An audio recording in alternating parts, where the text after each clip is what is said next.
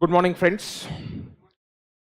Nice to see you people dressed in formal shirts. After taking a bath, you people have come. It's something unusual for majority of you. Used to see you people in what t-shirts and other things, and from there you people have grown to formal shirts. I hope you people have noticed the difference. So we're gonna kickstart with the CA final SFM. And just few days ago, our beloved institute came up with a wonderful announcement of a new course structure. So let us have some basic introduction to what the subject is, what we are going to cover, how are we going to tackle this new syllabus and old syllabus thing. All of you have registered for old syllabus because new syllabus hasn't started so far. Most probably institute will give you an option to switch over from old syllabus to new syllabus. That's absolutely okay and fine. And if that option is given, I hope you will choose that option, because the happiness of law not to be studied and costing not to be studied, it's much more than anything else. You might have to slightly change in terms of this SFM subject. There might be slight changes. I covered variety of things. Let us understand first the overview of the syllabus that is there as at present. What is covered by the institute at present? बहुत सारी चीज है. Stock market में जैसे large cap, mid cap और small cap होता है, वैसे ही आपके सिलेबस में आप ये मैंने क्लासिफाई किया है. इंस्टीट्यूट ने ऐसा नहीं बोला है.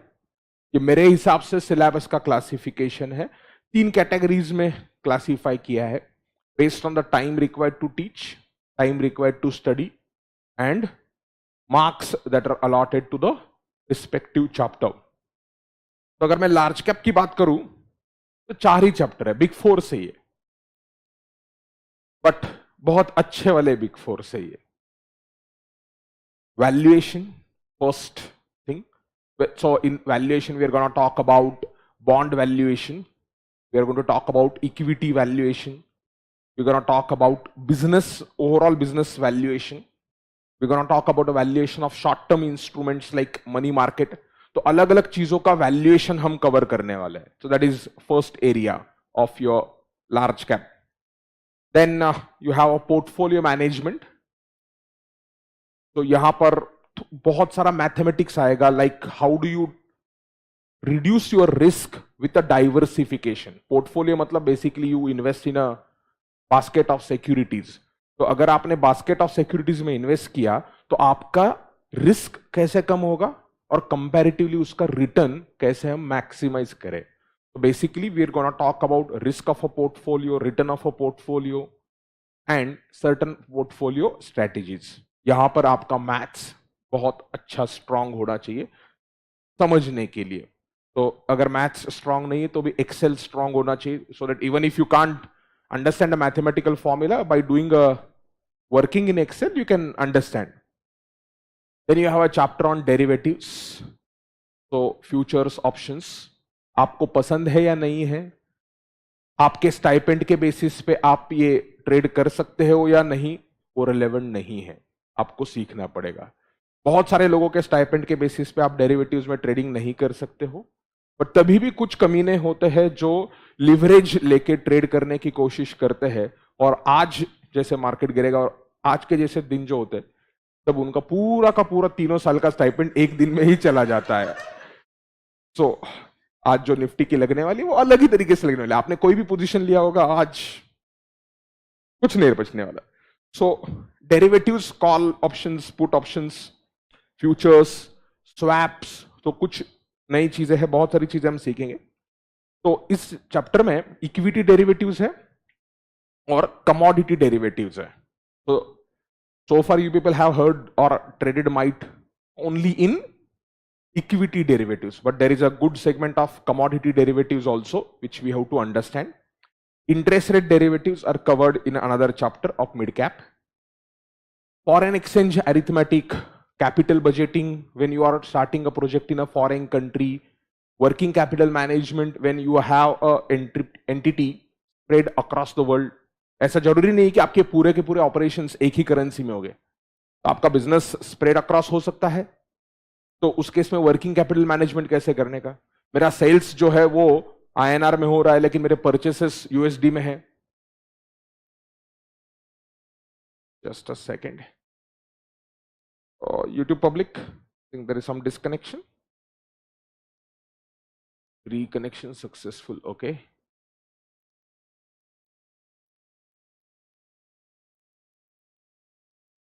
Just a second. It will start. ठीक है, हो गया होगा। Just type in chat box. Audio is clear. Okay. Video आ रहा है क्या? हाय, ये कितना है बोलो। ठीक। सो ये लार्ज कैप कैटेगरी में 4 चैप्टर्स है, 1 on valuation, 1 on portfolio management, derivatives and forex. Marks में भी इनका वेटेज ज्यादा है, जो टाइम लगेगा वो भी ज्यादा है, और जो दिमाग लगेगा वो सबसे ज्यादा है, अगर आपको सही तरीके से पढ़ना है तो। मिड कैप्स में म्यूचुअल फंड। तो obviously in the past institute used to just ask a plain question, write a short note on the meaning of mutual fund, what are the different types of schemes of mutual funds, but sudhar gaye hai. So today they are talking about analysis of mutual fund, maybe a Sharpe ratio, maybe trainer ratio, evaluation of mutual fund schemes, performance, understanding the performance of a mutual fund manager and investor. The return that you earn as an investor is different. The return that a fund manager earns is different. So you have to understand difference between the returns. You have to understand calculation of NAV, calculation of commissions. बहुत सारी चीजें हैं वो chapter में institute ने cover की है। Then you have mergers and acquisition, chapter on inorganic growth. In intermediate, you did accounting of it. Amalgamation, reconstruction करके चैप्टर था, उसमें सिर्फ अकाउंटिंग था। यहां पर उसका बैकग्राउंड स्टोरी जो है वो आपका कवर होगा। तो 2 बिजनेसेस जब मर्ज होते हैं या when one business is acquiring another business, तो वो M&A में कवर होगा। Then you have a chapter on risk management, which is primarily only one risk is covered there, or calculation only one aspect is covered, value at risk. You have a portfolio of stock or bonds or mixture of stock, bond, real estate, or you have a loans, you are a bank, you are given a loans to a customer, so it's a portfolio of loans, automobile loans, business loans, mortgage loans, like that. तो आपके पास जब ये portfolio of assets होता है, this portfolio is subject to risks, external environment risk. External environment constant नहीं रहता है, उसमें फ्लक्चुएशंस होते रहते हैं, और जिसकी वजह से आपकी पोर्टफोलियो की वैल्यू अफेक्ट होती रहती है। It can be economic environment, it can be political environment, कुछ भी है, चेंजेस होते रहते हैं। तो उसकी वजह से मेरे पोर्टफोलियो पे कितना इंपैक्ट आएगा, उसको कैलकुलेट करने के लिए कॉन्सेप्ट है वैर, वैल्यू एट रिस्क। तो वैर का कैलकुलेशंस और बाकी के short notes risk management chapter में है। इंटरेस्ट रेट डेरिवेटिव्स बहुत अच्छा कॉन्सेप्ट चैप्टर है। You take a fixed rate loan in a foreign currency and you convert to floating rate loan in INR, or vice versa. You take fixed floating rate loan in foreign currency and convert to what? Fixed rate loan. Interest rate swaps वगैरह आपने कुछ सुना होगा। जो बहुत सारे loans पहले LIBOR से लिंक थे, लंदन इंटरबैंक ऑफर्ड रेट, वो अभी अबॉलिश हो चुका है 2020 के अंदर, अगर आपको मालूम है। हर एक कंट्री ने अभी अपना अपना रेट फाइंड आउट किया है। US has gone for something called as SOFR, different countries have gone for different rates. तो जब आप इंटरनेशनल मार्केट में एक पर्टिकुलर फ्लोटिंग रेट पे लोन लेते हैं और उसको फिक्स रेट पे आपको कन्वर्ट कैसे करना है, तो वो चीजें आपको वहां पर इंटरेस्ट रेट डेरिवेटिव्स में मिलेगी, interest rate risk management. Then you have a short note on technical analysis, fundamental analysis, which is security analysis. Don't be under the impression that after learning this chapter, you will be able to trade in the market. No. मतलब यहाँ पर वो security analysis मतलब technical analysis, you are just going to calculate moving average. बस। तो moving average Excel के अंदर बहुत आसानी से आता है, बट आपको कैलकुलेटर पे करना है, but at least you will get some insight into what is technical analysis, what is fundamental analysis. तो इनके साथ हम बहुत सारा चीजें टेक्नोलॉजी वाला लिंक करने वाले हैं। अगर आपने इंस्टीट्यूट का नए सिलेबस का अनाउंसमेंट पढ़ा होगा, the most important change which they have done, which I like, I don't know the form which they will implement, हर एक सब्जेक्ट में सीए फाइनल में दो चीजें इन्वॉल्व होगी, एक है एथिक्स और दूसरा है इंफॉर्मेशन टेक्नोलॉजी। वो शॉर्ट नोट के फॉर्म में आया तो फिर उसकी वैल्यू गई। तो जैसे आपका ईआईएस था, वो ईआईएस सीखे, आपने कितना ईआरपी पैकेज समझा या ईआरपी सिस्टम समझा, ये आपको अभी समझा होगा, आर्टिकलशिप में एसएपी वगैरह कुछ देखा होगा और जो ईआईएस में पढ़ा होगा। चलो कॉन्सेप्ट सेम रहेगा, बट जिस फॉर्मेट में आपने पढ़ा था, ईआईएस कॉन्सेप्ट सब अच्छे है, बट फॉर्मेट वाज प्रॉब्लमेटिक। तो लॉजिकली अभी ये सिक्योरिटी एनालिसिस है, तो इसमें क्या करना चाहिए इंस्टीट्यूट ने, रखना चाहिए सेशन टेक्निकल एनालिसिस का, whereby you take a data from Tijori or you take a data from screener about thousands of company and you try to construct a portfolio on the basis of fundamental analysis. तो 5-6 हजार listed companies हैं, NSC की बात करूं तो मैं, तो 6,000 companies में से I want to find a companies which have good return on equity, good return on capital employed, low debt, where there is a growth is consistent, growth is coming from operating items, there are no too much of related party transactions. तो मुझे ऐसे बहुत सारे criterias लगाने हैं on a set of a data of 6,000-7,000 companies and I want to construct a portfolio.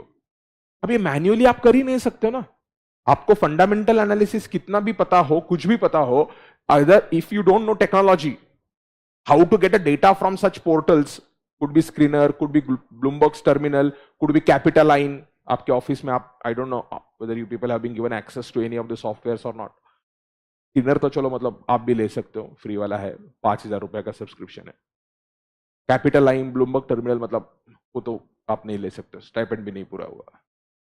तो fundamental and technical analysis कुछ चीजें कवर्ड है, तो हम ये करेंगे। स्मॉल कैप्स में पूरा थियरी, मतलब 4-5 क्वेश्चन है। Meaning of financial policy and corporate strategy, सबसे यूजलेस चीज वही है सिलेबस के अंदर। Securitisation, you would have heard about MBS or ABS. MBS, how many know?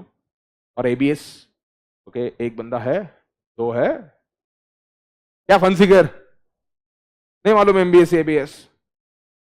Anyone? बोल।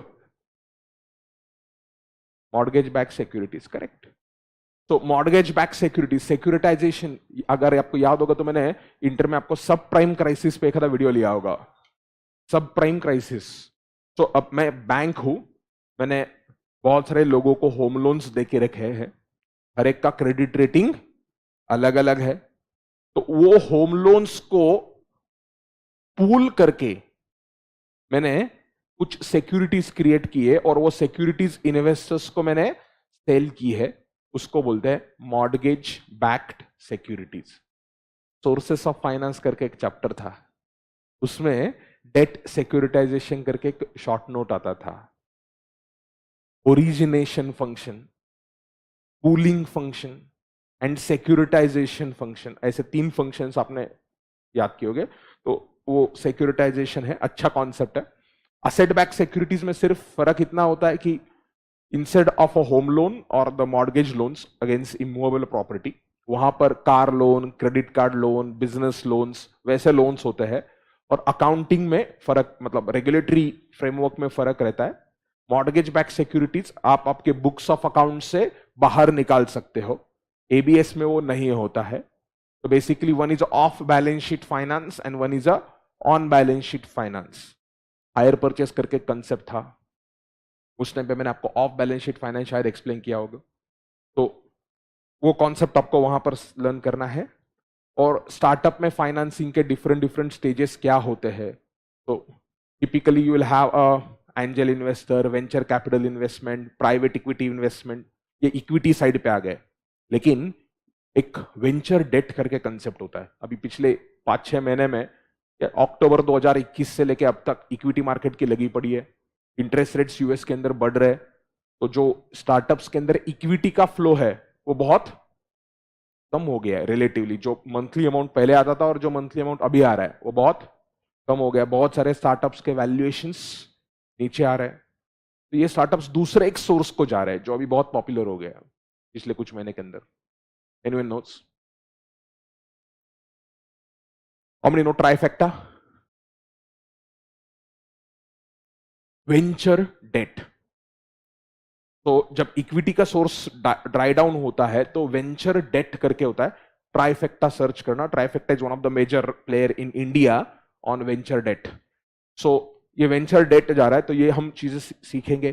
पिच डेक कैसे होता है, पिच डेक कैसे बनाया जाता है, वो आपको इस चैप्टर में है। अच्छा चैप्टर है। तो this is your syllabus at present. मैंने आपको सिर्फ ओवरव्यू दिया है।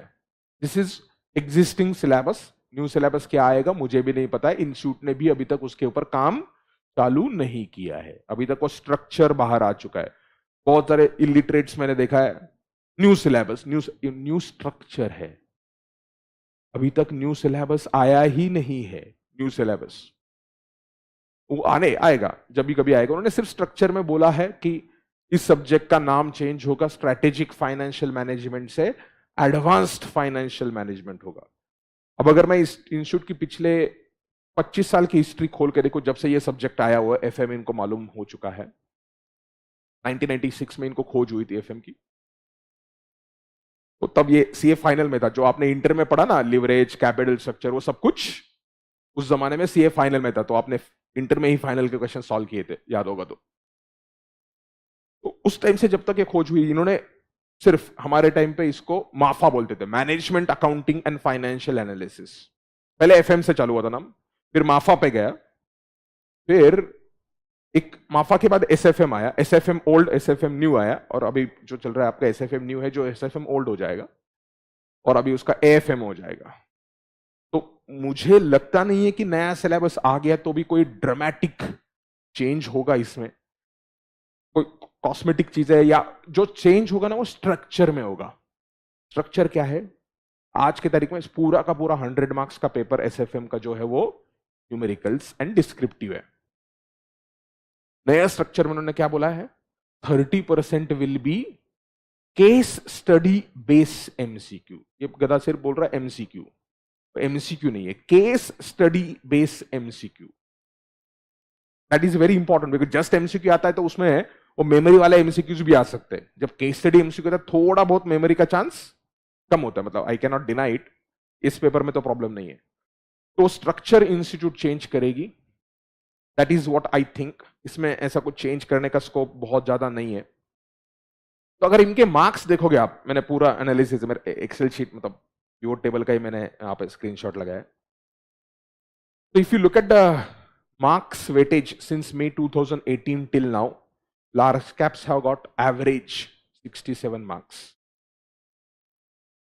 4 चैप्टर डिसाइड करेंगे आपके नाम के पीछे कुछ सफिक्स लगेगा या नहीं लगेगा, provided other subjects also help.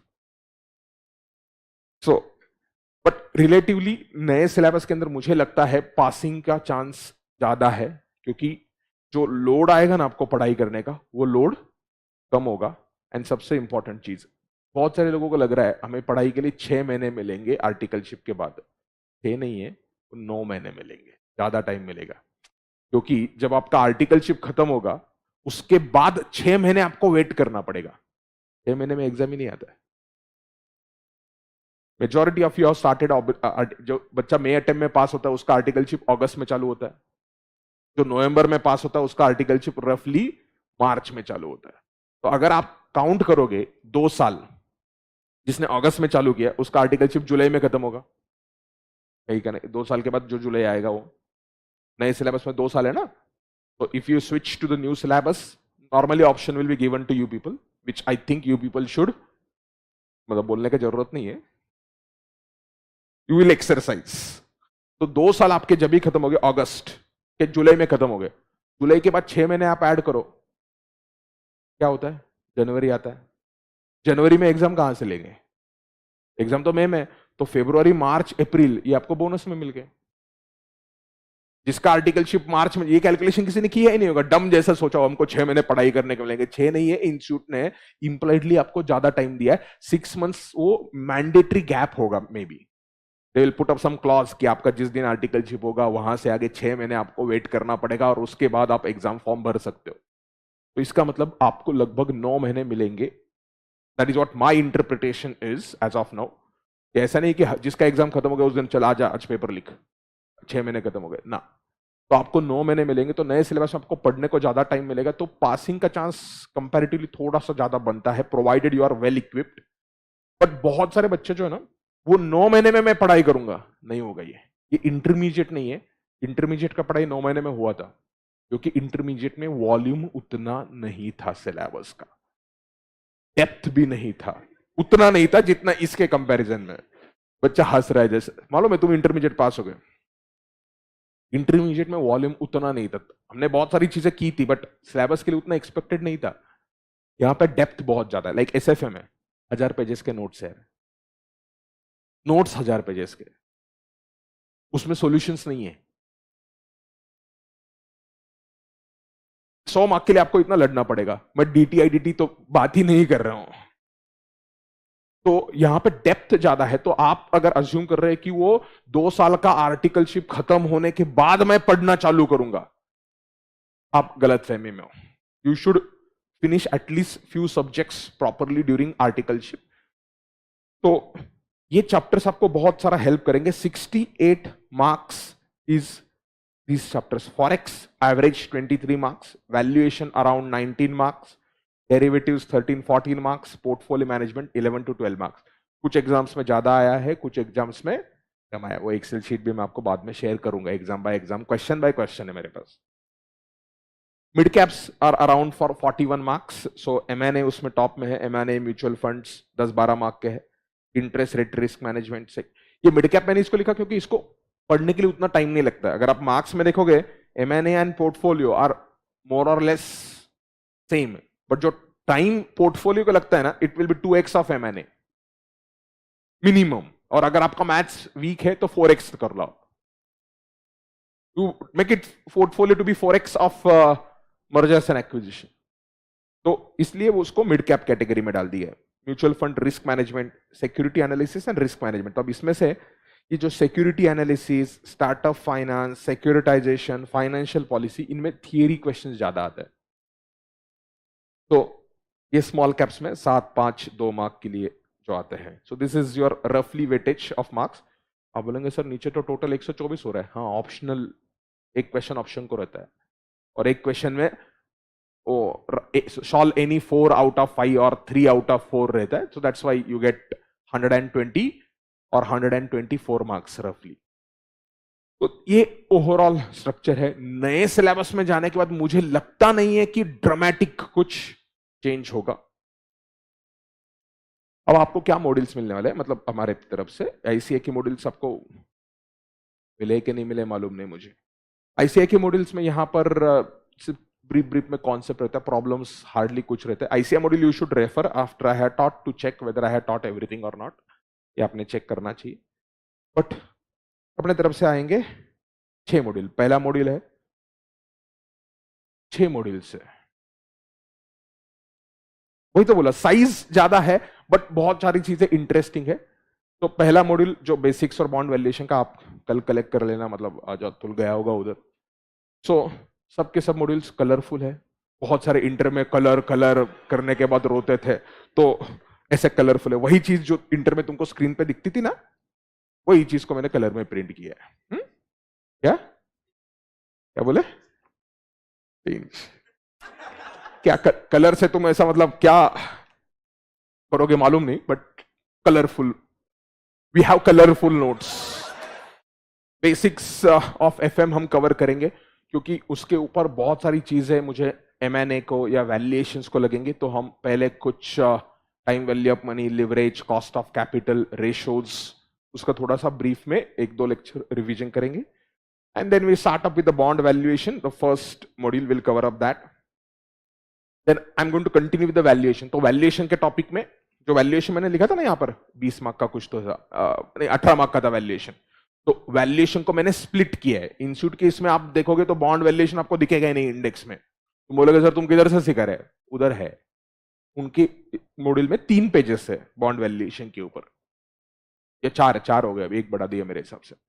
4 pages में बॉन्ड वैल्यूएशन इंस्टीट्यूट ने खत्म किया, जो मुझे खत्म करने के लिए 80 पेजेस लगेंगे।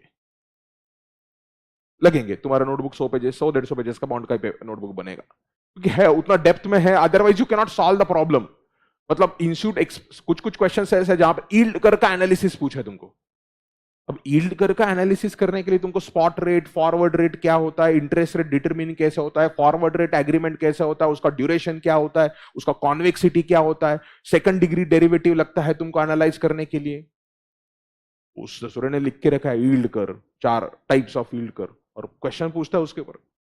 तो आपको डेप्थ में सीखना पड़ेगा। ये सीए फाइनल है। फर्स्ट थिंग जो इंस्टीट्यूट ने मॉड्यूल में लिखी है, level of knowledge expected is expert knowledge. तो आप इसके ऊपर कॉम्प्रोमाइज नहीं कर सकते हो। Compromising on your study in any of the 6 papers और 8 पेपर्स एज द केस में B will result into 6 months of delay. Cost of not studying properly is much more than the fees that you are paying. बहुत सारा बच्चा होता है, इतना फी कैसे दिखाना पड़ता है। 5,000 में भी तुमको चीज मिलता है, मारुति 800 भी मिलता है, और मारुति अल्टो भी मिलता है, और मर्सिडीज बेंज भी मिलता है। अब किस में जाना है तुम्हारा बात।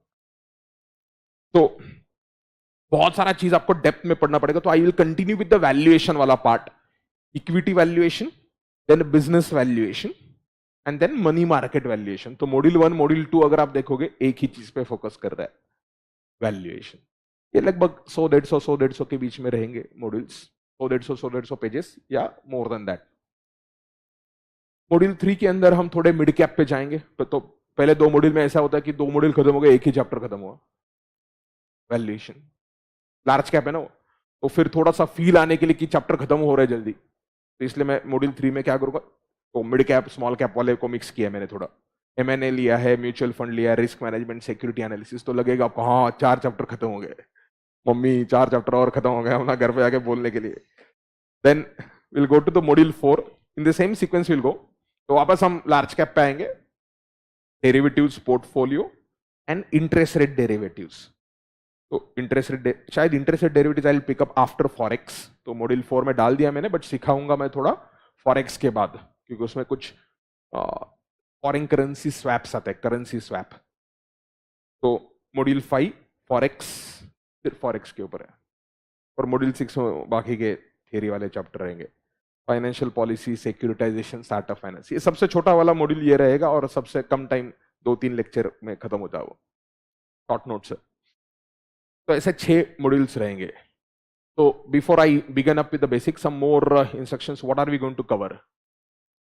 First old syllabus as well as, अभी मैं सिखाते जाऊंगा ओल्ड सिलेबस के हिसाब से। नया सिलेबस जब भी कभी आएगा, मेरा एक्सपेक्टेशन है somewhere about November December of 2022 they should announce it, और अक्टूबर समवेयर।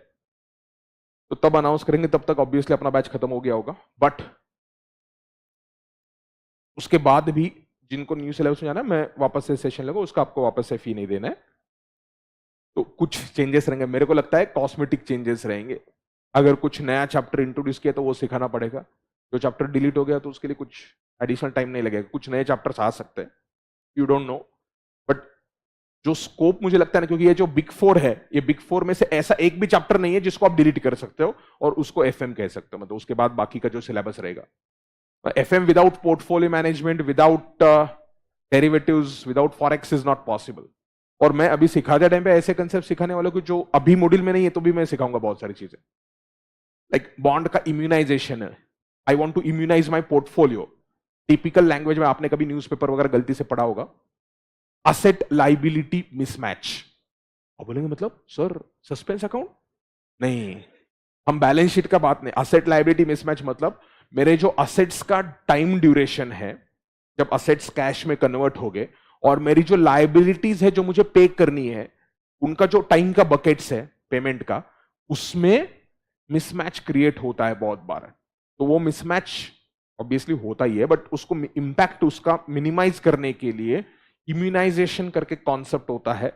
तो वो कॉन्सेप्ट अभी इंस्टीट्यूट ने उतना डेप्थ में कवर नहीं किया, मुझे लगता है कि नए सिलेबस में आएगा।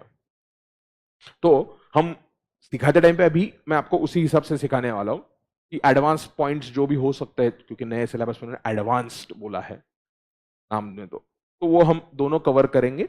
नए चैप्टर्स कुछ आ गए तो वापस मिलना पड़ेगा आपको, या you can remain in old syllabus, absolutely no problem. Huge practical knowledge हम चीजें कवर करेंगे, तो आप प्लीज अपडेट रखना खुद को, क्योंकि जो एमसीक्यूज या केस स्टडी बेस्ड एमसीक्यूज आएंगे ना, वो वैसे ही आएंगे। क्योंकि अगर आप आज की तारीख में जो एक पेपर 6 है, इलेक्टिव पेपर जो है, उसमें देखोगे तो बहुत सारे क्वेश्चंस करंट अफेयर्स पे या करंट लाइक आईएलएफएस के ऊपर 50 मार्क का केस स्टडी पूछा था इंस्टीट्यूट ने 2019 में। जो बच्चे अपडेटेड ही नहीं थे प्रैक्टिकल नॉलेज की तरफ, पूरे डायरेक्ट फेल, क्योंकि उनको आईएलएफ कुछ मालूम ही नहीं था उसके बारे में।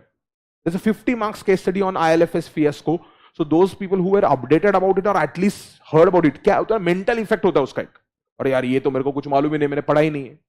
और वैसा एक पेपर आपके सिलेबस में है, नए सिलेबस में भी जाओगे ना, एक पेपर है मल्टी डिसिप्लिनरी केस स्टडीज, वो पेपर रहने वाला है। उसमें सिर्फ अभी क्या है, इलेक्टिव्स में चॉइस था, उसमें चॉइस नहीं रहेगा। वो चॉइस है वो मतलब वो कुछ तो उन्होंने सेल्फ पेस्ड लर्निंग मॉड्यूल्स में चॉइस दिया है, कॉन्स्टिट्यूशन, साइकोलॉजी। तुम्हारा साइकोलॉजी अगर अफेक्ट हो गया होगा तो साइकोलॉजी ले लो, जो चॉइस लेना तुमको ले लो, अच्छा है। तो मोदी जी को थोड़ा थोड़ा मतलब प्रेज करने के लिए न्यू एजुकेशन पॉलिसी का पार्ट है, न्यू एजुकेशन पॉलिसी में वो कवर किए, तो इसलिए उन्होंने साइकोलॉजी डाल दिया, अच्छी बात है। तुम वो चूज करना, वो तुम्हारा सेल्फ पेस्ड लर्निंग मॉड्यूल रहेगा। मेरे हिसाब से इनिशियली जो बच्चे न्यू सिलेबस में कन्वर्ट करेंगे ना, जिनका 1 साल 1.5 साल का आर्टिकलशिप हो गया और वो कन्वर्ट करेंगे, उनका आर्टिकलशिप खत्म होने तक वो मॉड्यूल ही नहीं आएगा। फिर फाइनली बाद में इंस्टीट्यूट बोलेगा you can appear for the exam without this self-paced module as a transitional provision only for this batch। वो क्योंकि उनका मॉड्यूल बना ही नहीं होगा, अभी तक कुछ काम ही नहीं किया है, जितना इंस्टीट्यूट का अंदर का मेरा नॉलेज है, कुछ भी काम नहीं किया अभी तक, क्योंकि ये स्कीम अप्रूव होगा नहीं होगा भगवान जाने। पिछली बार ये जो अभी का एग्जिस्टिंग सिलेबस है, इसको अप्रूव होने को 4 साल लगे थे।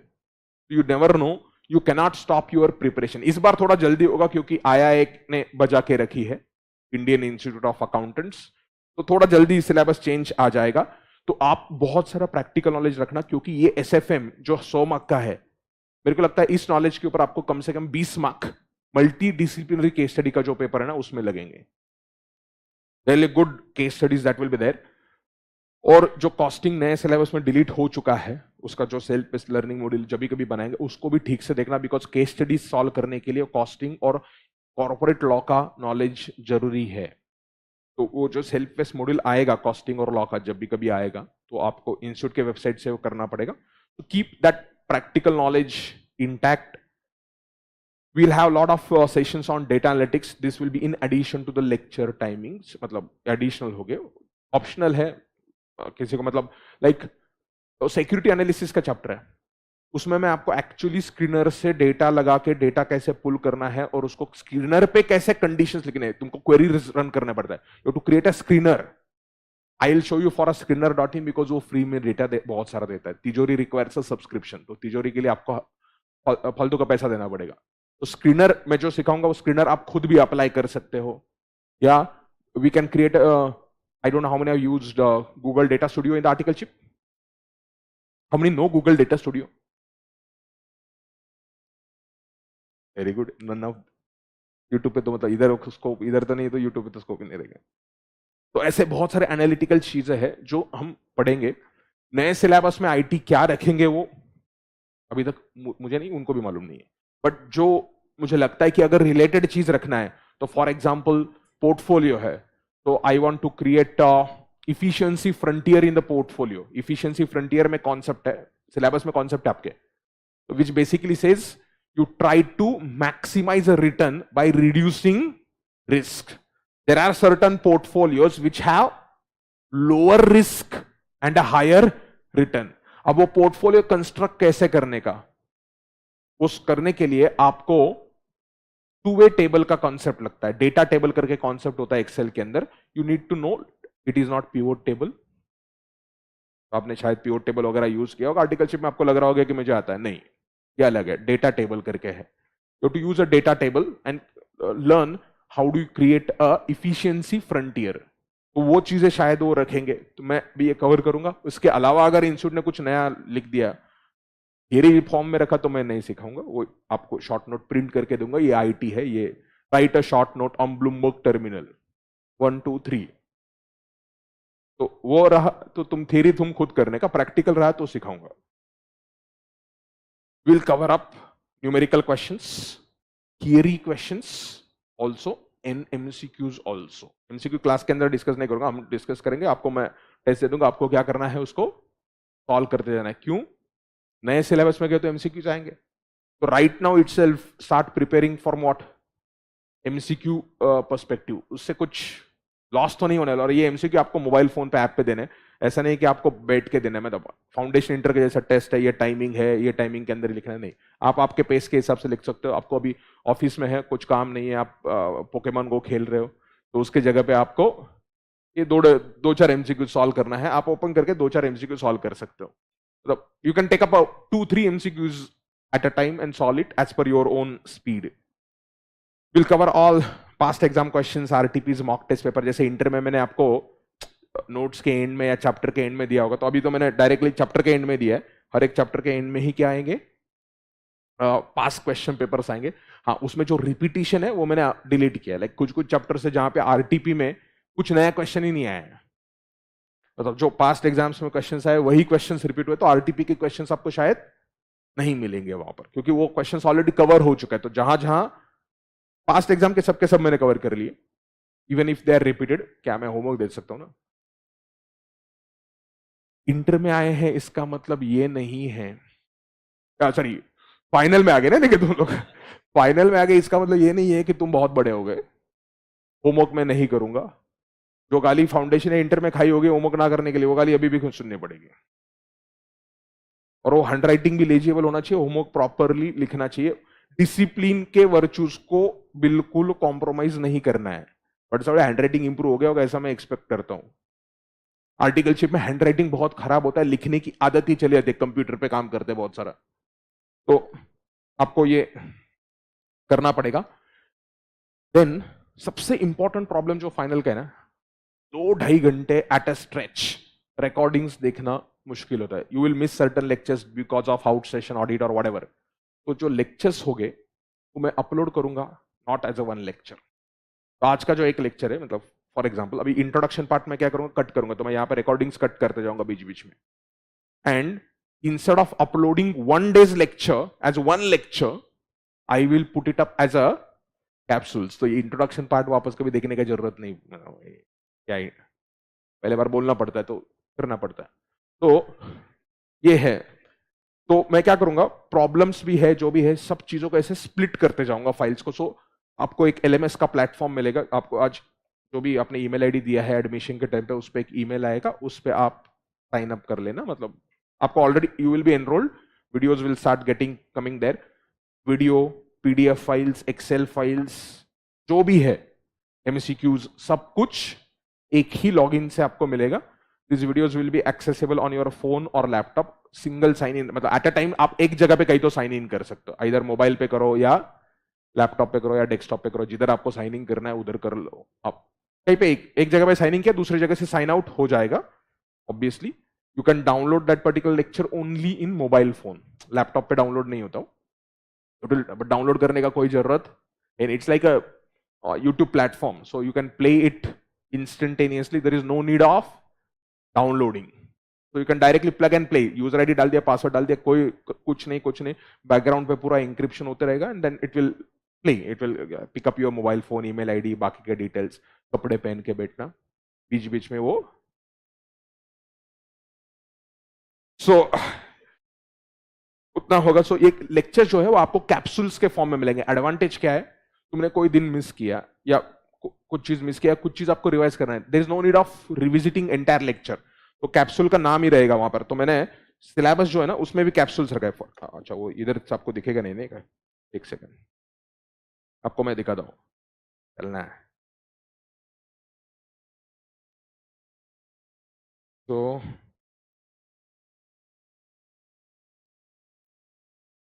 Let me show you.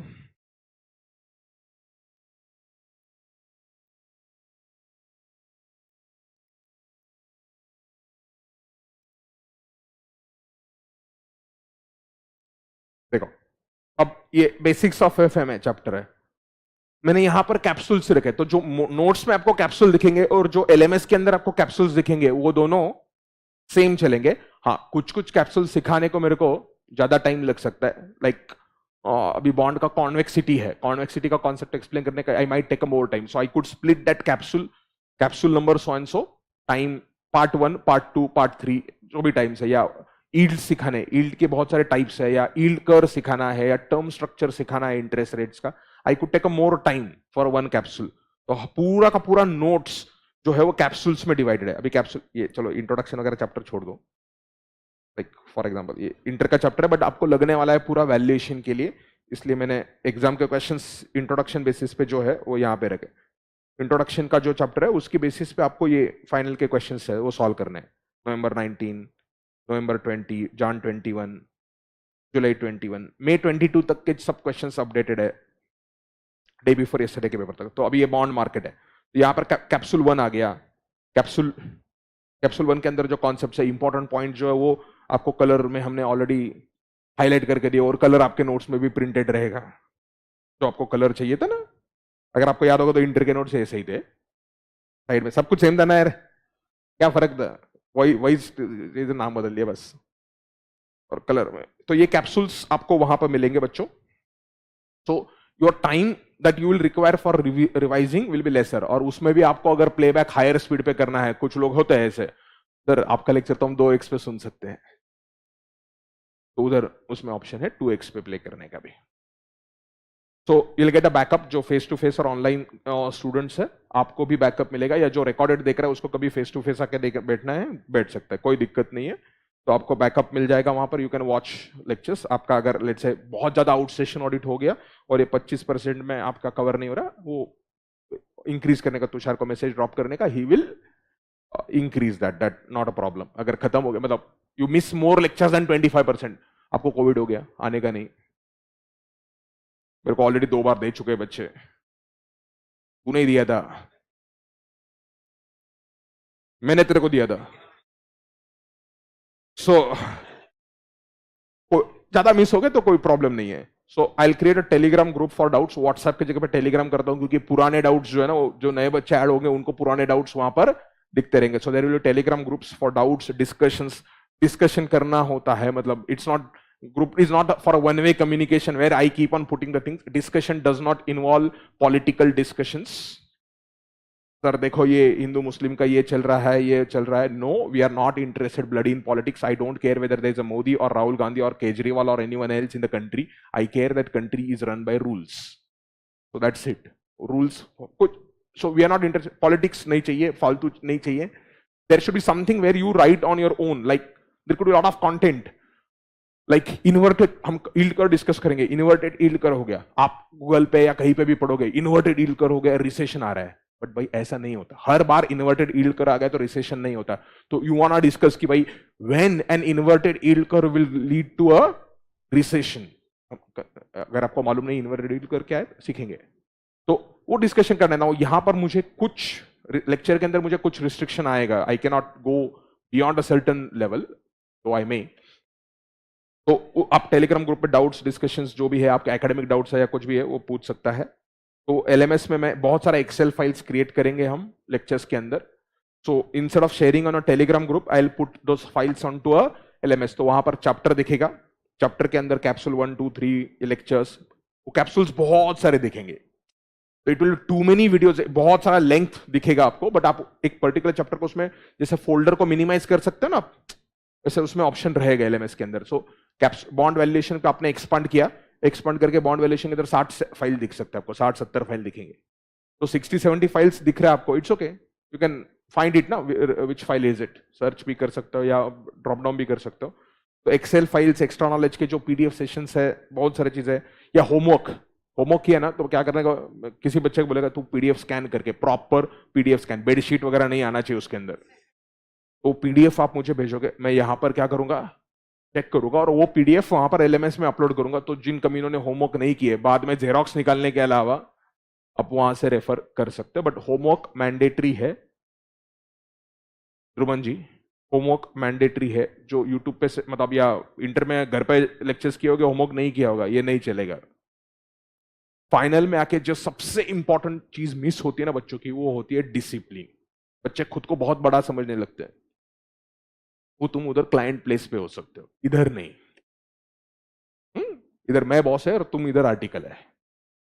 तो होमवर्क करने का, होमवर्क के सॉल्यूशंस या पीडीएफ, जो नोट्स के पीडीएफ है, वो पीडीएफ भी उधर ऐड हो जाएंगे। सो टॉयलेट के अंदर भी आपको पढ़ना है, आप पढ़ सकते हो। एंड में जाके मैं आपको माइंड मैप का अलग से एक बुक दे दूंगा। तो वील हैव, तो ऐसा नहीं होना चाहिए कि एंड में तुम सर एक दिन में कैसे खत्म करो ये सब कुछ 6 के 6 मॉड्यूल। नहीं, एक दिन में भी खत्म कर सकते हैं। पहले अभी बॉन्ड मार्केट इंस्टीट्यूट ने जो मॉड्यूल दिया ना, 4 पेजेस में खत्म किए, या बहुत सारी चीजें बहुत शॉर्ट में निपटाई उन्होंने। I need a time to discuss that, then only you will understand a true concept, otherwise you will not get it. Plus बहुत सारे टेस्ट लिखने पड़ेंगे। फाइनल आ गया तो इसका मतलब टेस्ट नहीं है, ऐसा नहीं है, टेस्ट आपको लिखने ही पड़ेंगे। और मोरे जी, अगर बाप का साइन लेके बगैर आपने अपलोड किया या कुछ दूसरे किसी का पीडीएफ अपलोड हुआ, तो जो इंटर में बजी थी उतनी, उससे ज्यादा इस बार बजेगी।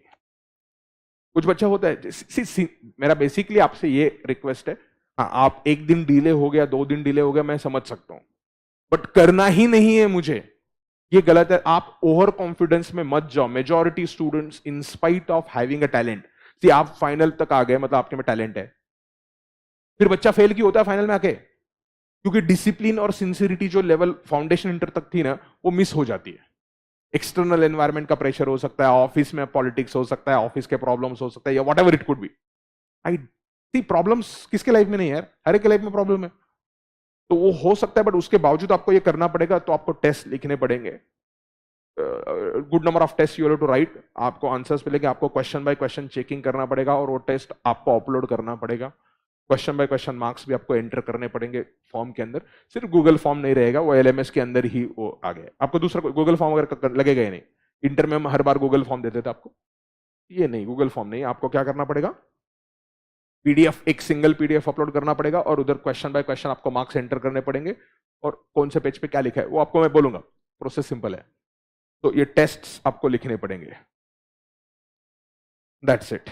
तो ये इंट्रोडक्शन वाला पार्ट था। इसके बावजूद आपको अगर कोई डाउट है तो पूछ लेना। जो कुछ डाउट्स मुझे ऑलरेडी आ चुके हैं, sir why should I start so early.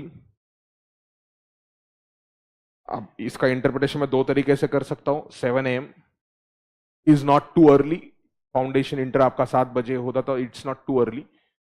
अगर ये अर्ली का इंटरप्रिटेशन तुम्हारा आर्टिकलशिप चालू होके है, some of you have finished 3 months, 5 months, 6 months of articleship, a year of articleship.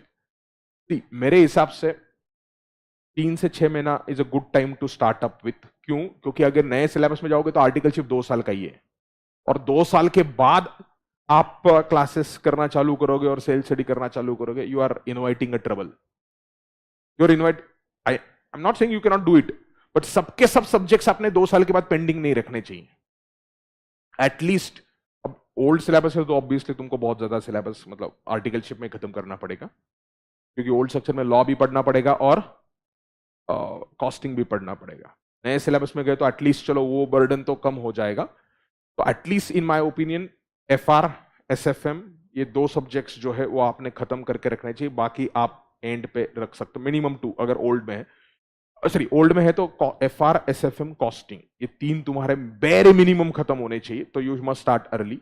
You के अंदर एफआर एंड एसएफएम भी तुमने खत्म कर लिया, good enough. FR, SFM and let's say audit you can manage, and multi disciplinary case study आपने बाकी subject सब हो गए, तो आप वो सब्जेक्ट आपको इजी जाएगा। उसमें पढ़ने के लिए क्या देंगे इंस्टीट्यूट देखना पड़ेगा।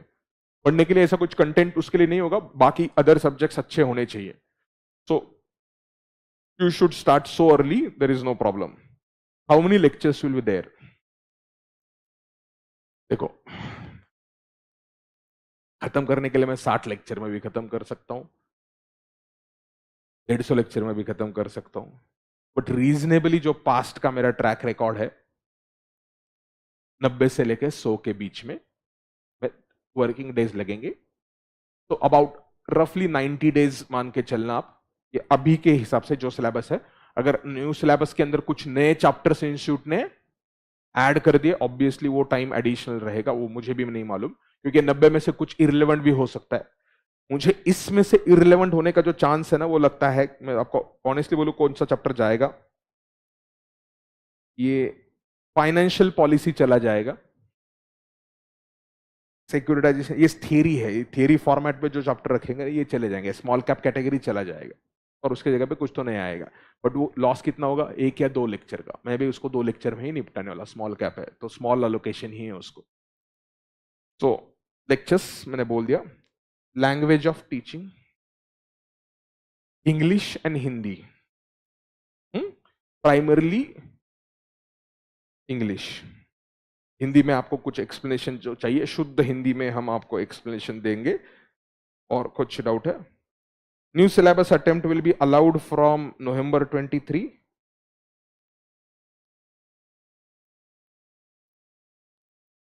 अगर ये अक्टूबर तक आ गया, सितंबर अक्टूबर तक, 30 डेज का जो पीरियड है कमेंट्स का, वो 3 जुलाई को खत्म होने वाला है। 3rd of July somewhere 30 days comment period, legally जो प्रिस्क्राइब पीरियड है वो पीरियड खत्म होगा। उसके बाद इंस्टीट्यूट का जो क्रेट का कमेटी है वो उस कमेंट्स को रिव्यू करेगा, फिर उसका रिपोर्ट एमसी के पास जाएगा, काउंसिल के पास जाएगा, अप्रूवल्स वगैरह में 2-3 महीना लग सकता है। तो अगस्त सितंबर अक्टूबर समवेयर, सितंबर अक्टूबर के अंदर ये हो सकता है।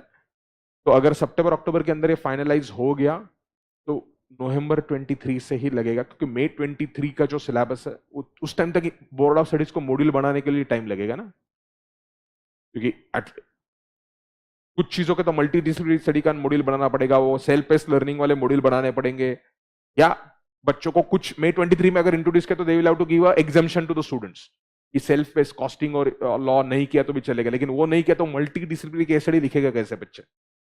तो मुझे मोस्ट प्रोबेबली नवंबर 23 से ही नया सिलेबस आएगा।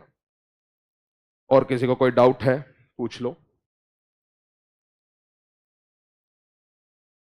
तो वापस से इंट्रोडक्शन या बाकी एडमिनिस्ट्रेटिव चीजें पे वापस डाउट नहीं आना चाहिए। तुमको आज ईमेल आएगा, ईमेल में टेलीग्राम ग्रुप का लिंक रहेगा, वो टेलीग्राम ग्रुप जिन्होंने एडमिशन लिया उनके लिए है।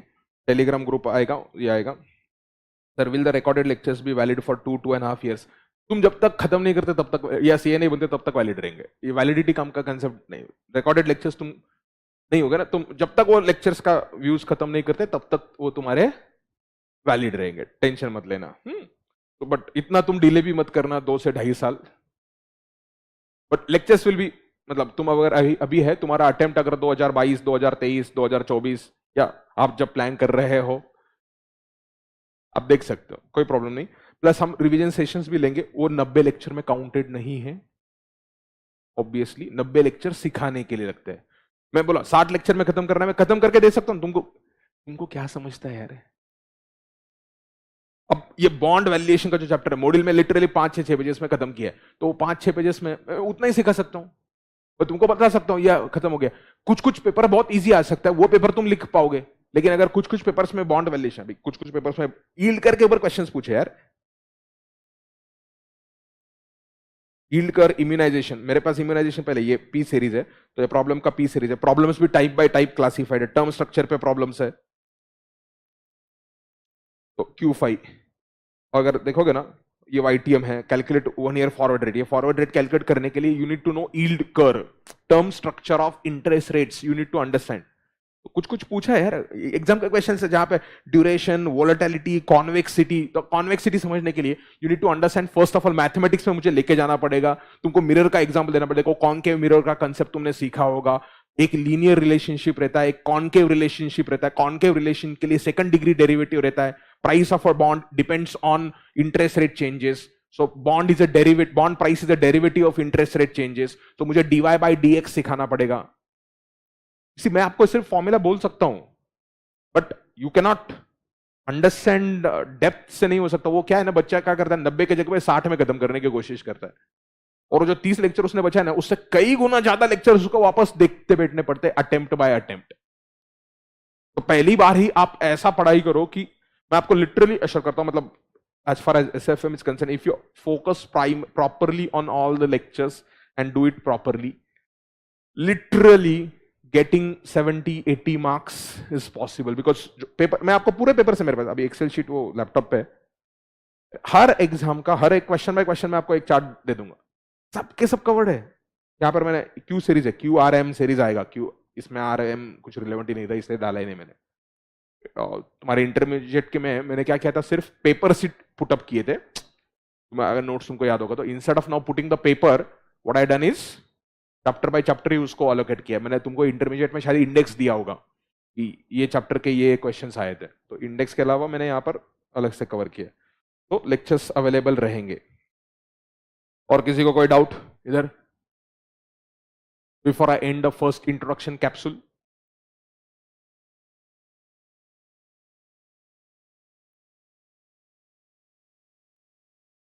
ओ सर, अरे चिराग पटेल कभी जिंदगी में फेस टू फेस आया कर इंटरव्यू में, वो उधर चैट बॉक्स में लिख के बहुत कुछ टाइप करते रहते हैं। एनीवन? चलो, किसी को कोई डाउट नहीं है, so let us go ahead with a formal capsule.